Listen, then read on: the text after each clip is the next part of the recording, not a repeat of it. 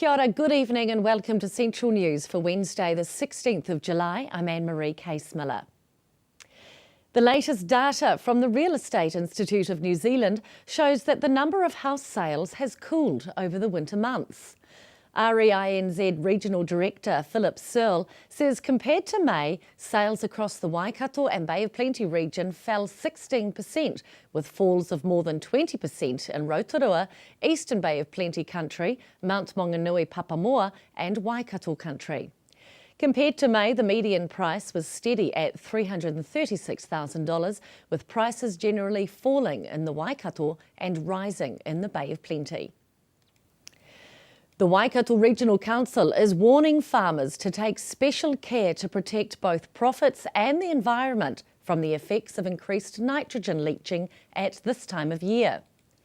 Applications of nitrogen fertilisers in winter are generally least effective for promoting grass growth. That's because slow growth of pasture and drainage from increased seasonal rainfall can result in nitrate leaching directly from fertiliser before plants can take it up. The nitrogen can then make its way to Waikato waterways, where it can stimulate algal growth. Waikato Regional Council advised farmers to get clear advice about the risks involved with winter nitrogen applications, then work out a pragmatic nutrient management plan to reduce their impact on the environment. An agreement between two of the region's most successful organisations will bring the worlds of sports and academia closer together. A memorandum of understanding was signed between the Chiefs Rugby Club and the University of Waikato on Thursday. Vice-Chancellor Professor Roy Crawford said he was delighted to formalise what was already a strong relationship with the Chiefs. The University of Waikato is committed to extending its research contributions to include high-performance sport, and formalising the relationship with the Chiefs also serves to strengthen the university's engagement and partnerships, both regionally and nationally. The Memorandum of Understanding will see the two organisations working together in a range of areas of interest, with key priorities identified as education and research programs, student projects and internships. For the Chiefs, the main benefits are likely to be in the form of in-depth research into areas such as on-field performance and fan behaviour, while university researchers will benefit from being able to study different areas of a professional sporting organisation. Chief Executive of the Chiefs, Andrew Flexman, says the Memorandum of Understanding is an exciting development for the back-to-back Super Rugby champions. Mr Flexman says the big challenge for all live sports is attendance, so more research into fan behaviour would be good, and how they go about attracting the next generation of fans is an obvious area to look at. He says there are also likely to be opportunities for players to undertake study to prepare for a life after rugby.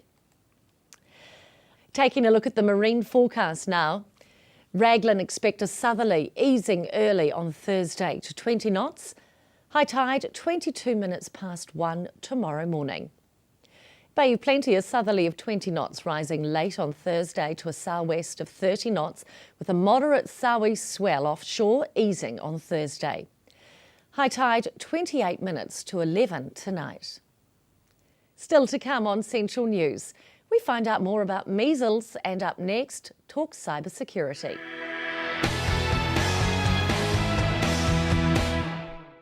Kia ora, welcome back to Central News.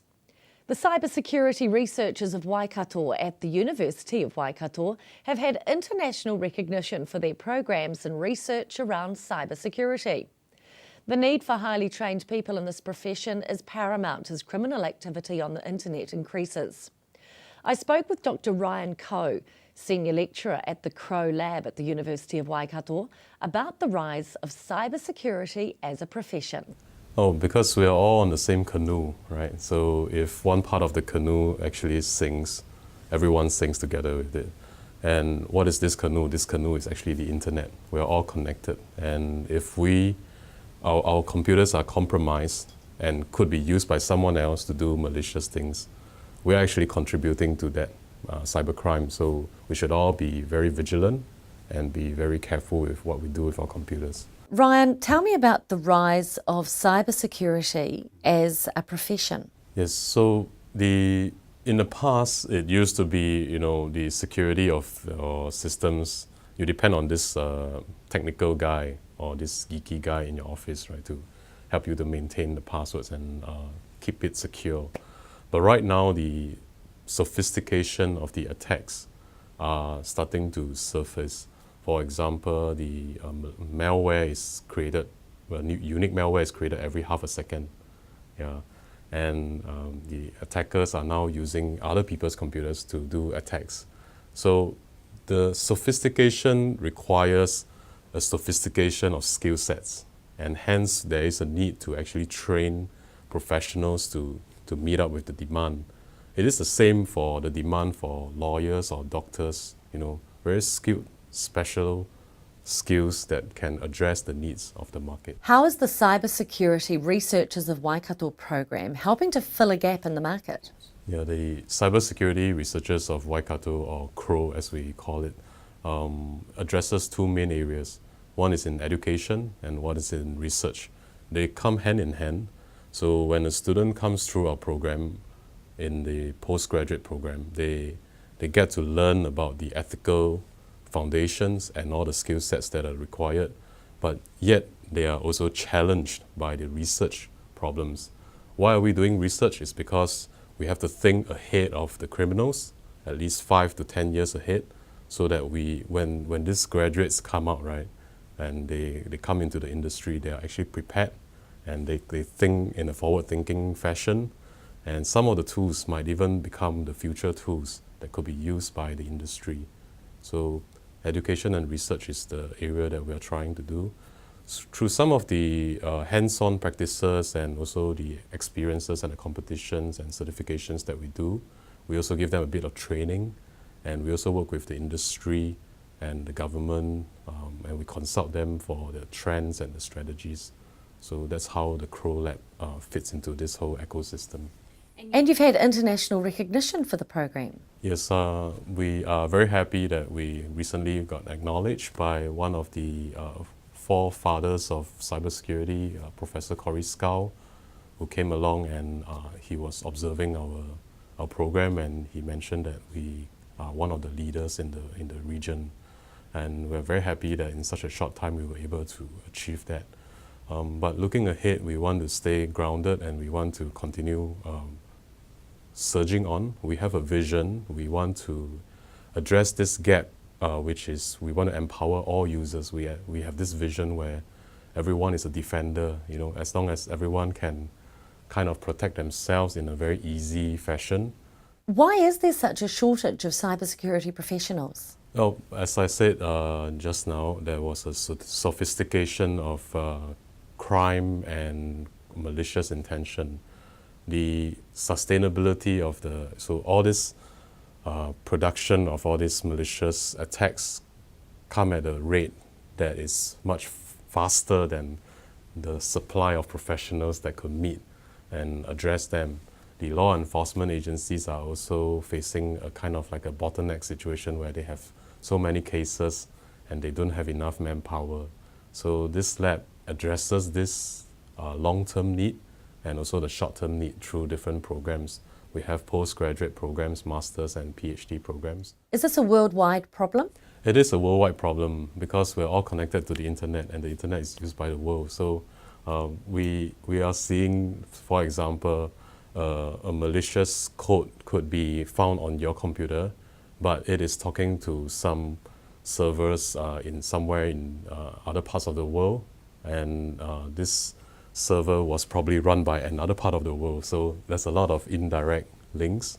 So if somebody, say from Asia, were to be vulnerable, we would expect ourselves to be vulnerable very soon because the same attack vectors could just simply come, and usually the main source of weakness is in humans.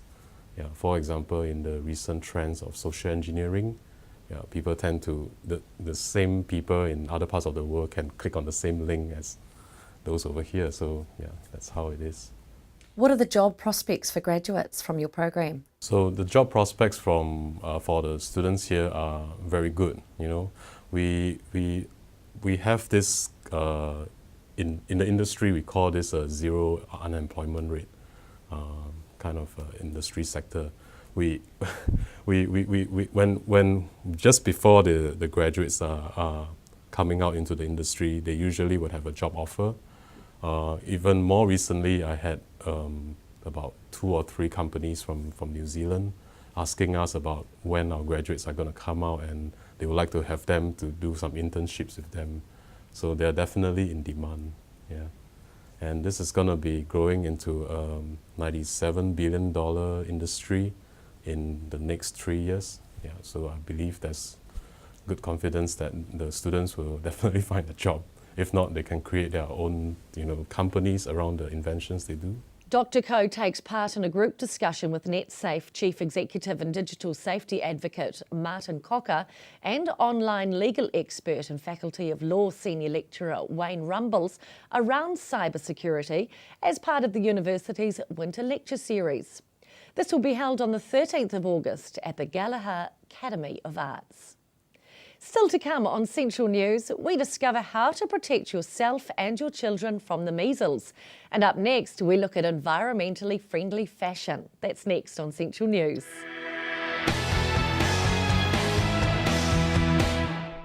Kia ora, welcome back to Central News. Next week in Wellington, designers from all over the country will feature in fashion shows. But this is not your ordinary fashion event.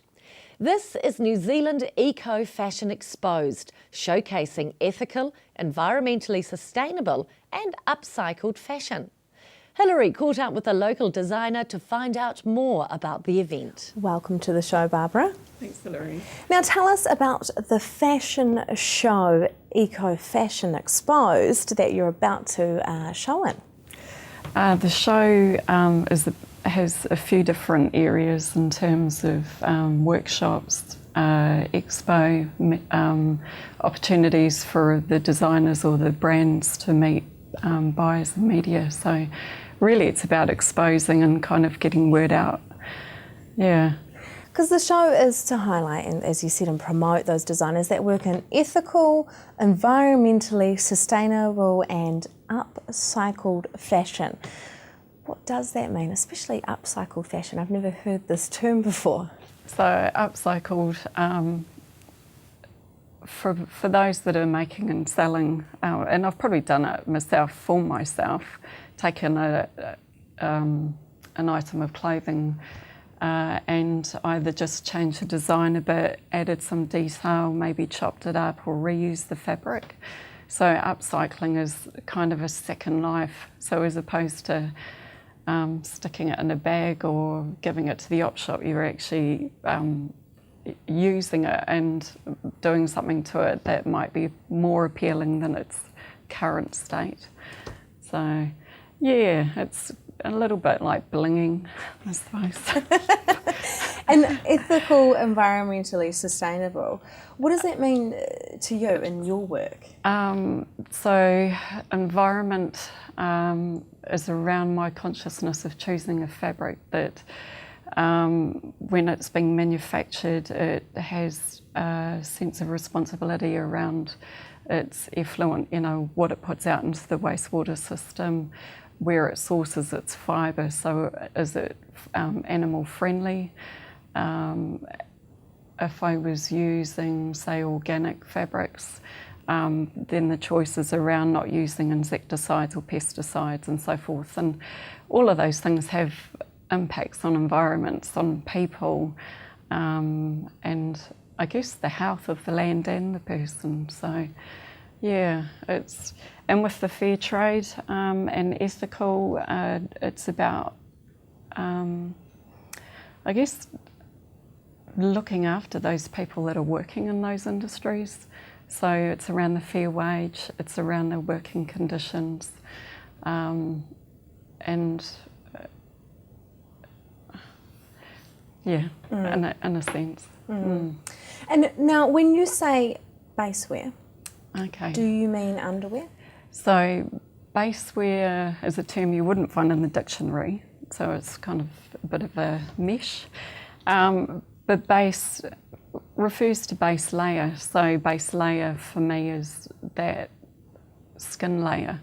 So it's a foundation garment, whether it be, bras and undies, or a pair of leggings, or just a top. So it's that next to skin. Yeah. Which is interesting, because is this a piece of your own piece that you're wearing now? Yeah. See, that's not base wear though, is it? Wow, it's got a base layer underneath. Ah, there we go. So I layer up my garments, and sometimes I can have 4 layers on. So the benefit is that typically I don't overheat, but I have a choice. I can take off and still have the comfort. To me, it's like wearing a skin, except it's made out of merino. And that's the beautiful thing about merino, is that you can kind of layer it up to get more heat, and then take off those layers and that kind of thing. Yeah. Is that why you want to work with merino? Do you think it is a superior material? For me it's hands down. I don't wear cotton undies anymore. It's always merino, and if you think of moisture, breathability, odour resistance, the health factors. I don't know if you've ever had an experience with synthetic underwear, but it can be detrimental to health, and people have concerns about sperm counts and keeping areas cool. So the last thing you want to do is shroud it in synthetic, because it'll hold the body hot. Where at least merino has the ability to disperse heat and take moisture away. So to me it's human friendly. The synthetic. Yeah, I'm not anti-synthetic, but next to skin, my choice is definitely merino. I haven't got merino jeans yet, but one day maybe. It's funny, I've never even thought about that and the science behind it. And that, there definitely is, by the sounds of it, a real science behind merino and being close to our skins. Now, do you think you've got one customer out there, or is there just a whole lot of people buying your product? Really broad. So it can be, I guess, for one of the term, the Remy Wear a Lady. I've got equestrian riders, motorcyclists, skiers, trampers, guys that go diving in Antarctica. So, all of those customers are quite different in terms of what their day-to-day life is, but they're all humans having environmental experiences. So there's only so much of that we can control, but we can be prepared. So I guess my customer base is broad, and I like it that way. Yeah, definitely. Yeah. Well, sounds like merino is for everyone. Thank you very much. You can find out more about the show and Barbara's fashions at NZ Eco Fashion. That's exposed.co.nz or merinobasewear.co.nz. Still to come, how to keep yourself safe from the measles. That's up next on Central News.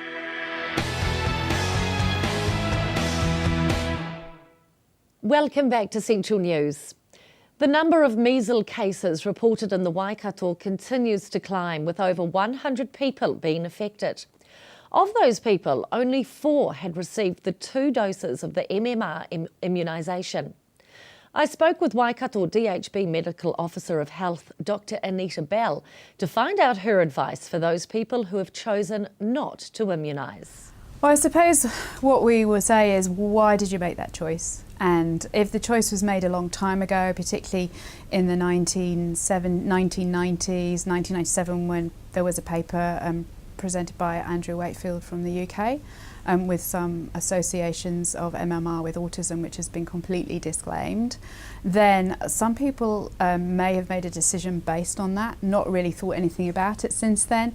And we would be saying maybe you would like to go back and think a little bit more around your choice and whether you feel that you would like more information, and to look at whether you want to immunise both yourself and your children going forward. What about the argument, well, your child's immunised, so why are you worried if my child's not? I mean, it's an argument that we've heard several times, obviously recently, and what we say is that, that's fine if you want to make that choice for your child and they may become unwell. But I don't think I think you need to have a responsibility to the rest of the children, the population, to remember that not everybody is fully immunised, but also there are a number of reasons why your immunity doesn't work, and that might be for someone who's particularly unwell on cancer treatments or immunosuppressive drugs who don't have the ability, even though they're immunised, to mount that immunity. And I think that I wouldn't want you to have the responsibility of that child becoming particularly unwell from measles having been infected possibly by your child. So I think that what we try and say to those people is, you know, isolate the child, and obviously we put the children who are unimmunised into quarantine for 2 weeks, and we have not had any problems with that. Everyone has done as we've asked them to do. So, you know, although there may be some people who ask the questions, in general, most of them, all of them have you know, shown that responsibility to others as well. What about if an adult doesn't know if they've been immunised or not? Well, ask mum and dad, because it does appear that a lot of us who have mums and dads, they seem to have our child health books, rather than nowadays where we seem to throw them away, or, you know, forget where we put them 15, 16 years ago with some of the kids now, or maybe 20, 25 years ago. A lot of people are asking mum and dad, and they're finding that.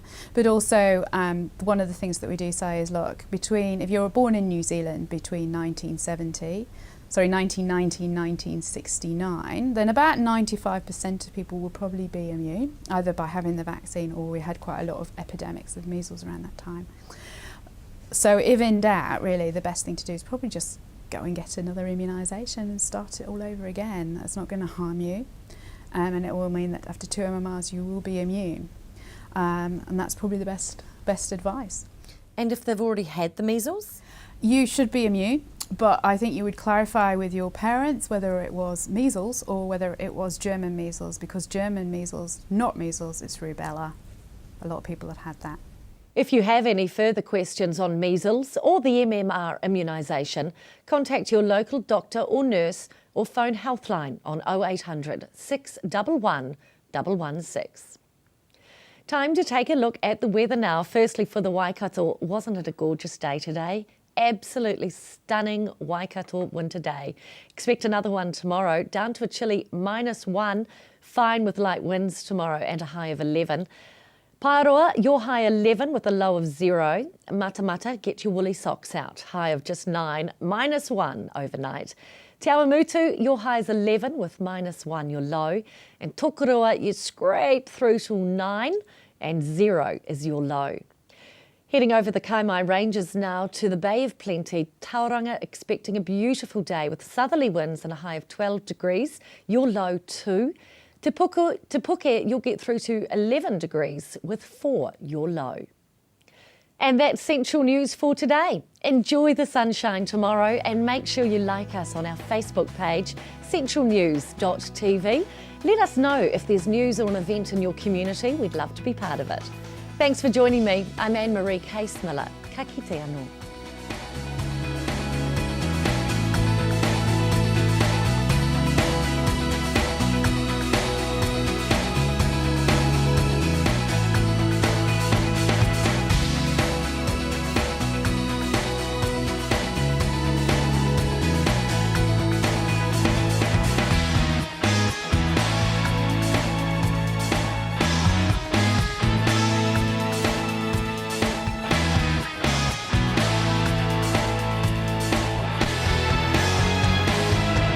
This has been an Alpha Media production, a division of Television Media Group.